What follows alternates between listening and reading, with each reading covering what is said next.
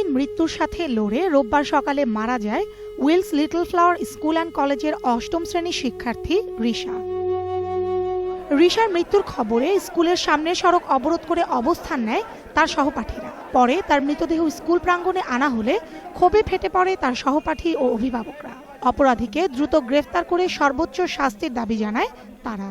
সন্তানের কোনো নিরাপত্তা নাই, সন্তানদের ছেলে কি মেয়ে কি বলেন। আজকে এক বাচ্চা হয়েছে, আর ভবিষ্যতে যেন এমন বাচ্চার ঘটনা কোনো না ঘটে। এইসব যেন বন্ধ হয়, আমাদের একজনের লাইফও সিকিউর না। রিশা হলো আমাদের বোন ছিল, আমরা তার মৃত্যুতে গভীর শোকাহত। আমি চাই হত্যাকারীটার বিচার হোক, আর কিছুই না, হত্যাকারীর ফাঁসি চাই।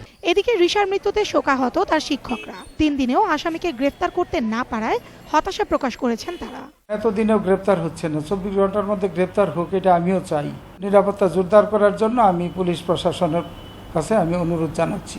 গেল বুধবার দুপুরে স্কুলের সামনের ফুটওভার ব্রিজের উপর ওবায়দ নামে এক টেইলার কর্মচারী রিশার পেট ও হাতে ছুরি মারলে গুরুতর আহত হয় রিশা।